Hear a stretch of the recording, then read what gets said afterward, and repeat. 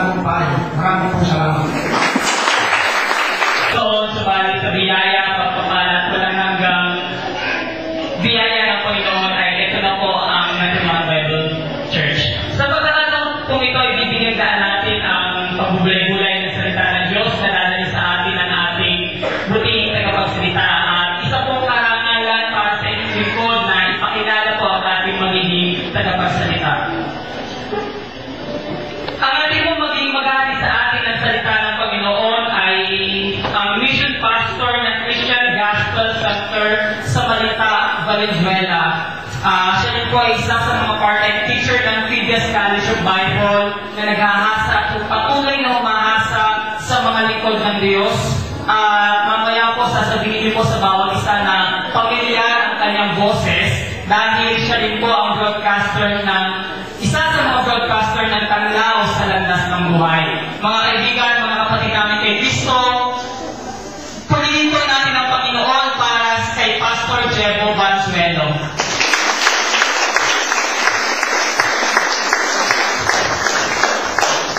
Nagagabi po. Salamat po sa Panginoon sa pribilegyo at pagkakataon na ito ay makasama sa gabi ito.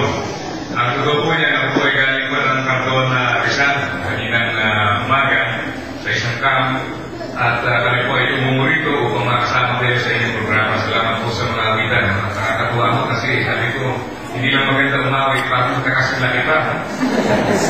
Kaya hindi na ako makakita ng Panginoon. At nakakatuwa rin po na bihira-bihira na sa ating kultura ay nakikita natin tumugula ng tungkol sa kasaysayan. Yan po ay mga bagay na ating appreciate sa ating iglesia sa lugar na ito. Kaya kayo po ay papasalamat na kami katulong sa lugar na ito at sa nalang din po ng Back to the Bible ay pupuri kami sa Panginoon sa pribilegyo ito. Sa tema po ng ating napakinggan mga awit kanina at aking sinusubaybayan ng istorya ay nakita po natin na isang buhay na naghahandog sa Panginoon ay isang buhay na nagiging mapagpasalamat sa ating Diyos. Ako po'y naniniwala na pag ang isang tao ay hindi na unawaan ang habag at biyaya ng Panginoon, hindi siya pwede mag-alay sa Panginoon ng isang makabuluhang alay. Ibig sabihin, anumang bagay na kanyang ibibigay sa Panginoon ay hindi magkakaroon ng isang makabuluhang makakaloong. Kung meron po kayo banal na kasulatan, at medyo madilim sa inyo, wala mo babasa. Kung meron mga kayo banal na kasulatan, ay mga hindi nyo rin mababasa, so wala lamang po. Dito po sa Pilipos, Kabanata 1, talatang 20 hanggang 21. Ito po sinasabi, ang aking pinakananais at inaasahan ay huwag akong magkulang sa aking tungkulin, kundi magkaroon ng lakas ng loob sa lahat ng panahon upang sa mabuhay o sa mamatay, mabigyan ko ng karangalan si Kristo. Sapagkat para sa akin si Kristo ang buhay at dahil dito ipakinabang ang kamatayan. Tayo kasi dali ko na langit. Panginoon, nagpapasalamat po kami sa pagkakataon ng iyong salita ay maaari namin pagkakalan sa lugar na ito. Salamat po Panginoon sa aming mga nasa loob na pakinggan. At salamat din Panginoon Diyos dahil sa pribilegyo ng iyong salita ay pagkakalan namin sa gabi nito. Hinihin po namin ang kapangyarihan ng pagkilos ng banal na Espiritu kung patuloy na kami po ay bigyan hinaw sa pag-aaral ng iyong salita. Aming dalangin Panginoon ay bigyan po namin sa inyo ang karapat-dapat na papuri at pasasalamat. Dalangin sa pangalan ng Jesus. Amen. Ang tema po natin, buhay mo handog natin kay Kristo. Kaya tatanong po sa atin, ano ba ibig sabihin ng paghahandog? Pag tinignan po natin sa banal na kasulatan, kung sinabi natin paghahandog, ito po ay pagsamba sa ating Diyos. Sabi ka po ng isang manunulat, maaari po tayo magkaloob, kaya hindi tayo umiibig, pero hindi tayo pwede umibig, kaya hindi tayo nagkakaloob. Kaya ang pinag-ugatan po ng ating pagsamba ay pagmanalis sa bawat ibahin.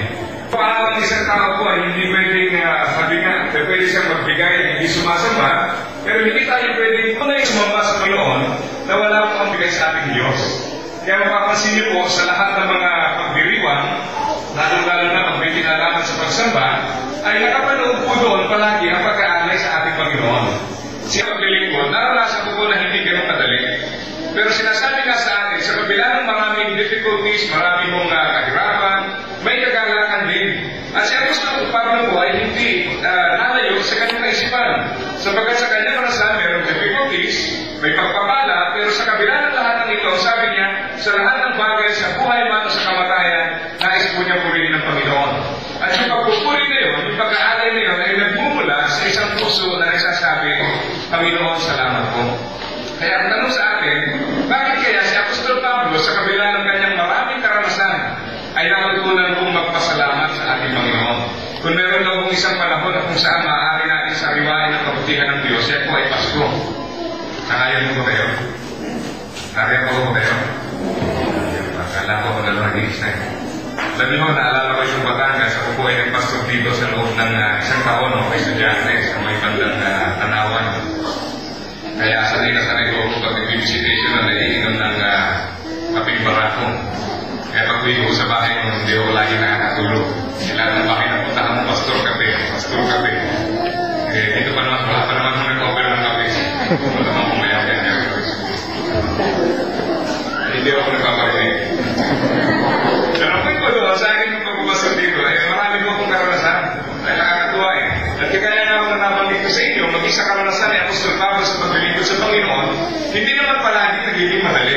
Pero sabi nga, ang taong ito sa kabila ng kahirapan sa kanyang buhay, sinasabi niya palagi, salamat sa Panginoon. Sa kagulayan po, sa Pilipos 4:4, ito po ay madalas natin inaawit. Pero po inaawit ko sa lugar na ito. Sabi po noon, rejoice in the Lord always. No? Magalak tayo sa Panginoon. At sabi niya, magalak tayo lagi sa Panginoon. Akin nung iniisip, sabi ko, ang hirap ko na. Una, ang pagkakaroon ng kagalakan ay isang bagay na hindi madali. Di ba?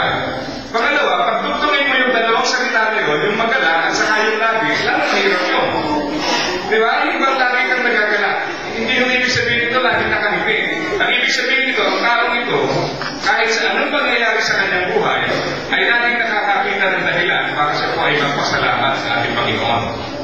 So aralin po natin, bakit ang taong ito ay laging nagpapasalamat sa ating Diyos?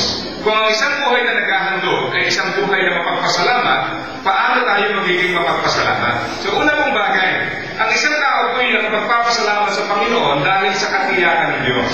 Alam niyo po, sabi po doon sa Philippians 1:6, yung Diyos na nagpasimula ng mabubuting bagay sa ating buhay ay siyang Diyos na magtatapos nito. So, isang mananampalataya, dumaraan sa maraming karanasan sa buhay. Sabi ko doon sa ating napanood kanina, ito pala sa bandarin ko yun. Marami siyang pinagdaanan, meron po siyang kayamanan ng araw, pero umabot sa point na sa kanyang karanasan, ang kayamanan ito'y nawala. Pero dahil ng lahat ng iyon, matapos mawala lahat ng kanyang nakilala niya ang Panginoon at mula noon siya po ay nagpuri sa ating Diyos. Tingnan po natin ngayon yung katiyakan ng Panginoon. Katiyakan na kahit ano mangyari sa ating buhay, ang Diyos po ang may hawak nito. Meron po akong kwento sa bagay na iyan at maraming pamilyar din kayo sa kwentong ito.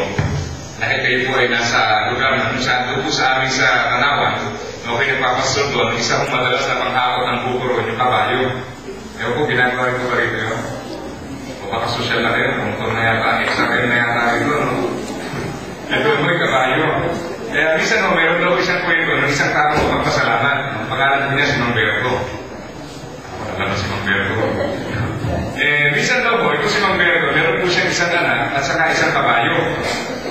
Ngayon, tandaan niyo po, ito yung kwento lang. Baka kayo maiyak mamaya, kwento lang po ito. So, minsan ato siya po ay nandun sa bahay, yung kanyang anak, pagkaroon po yung kabayo. At maya-maya, yung kabayo ay nakawala dahil nakalimutan pong isara yung gate. So, lumabas yung kabayo, at bukod po pala doon sa isang anak, sa isang kabayo ni Mamberto, marami mo siyang kapitbahay sa chismoso at sa chismosa.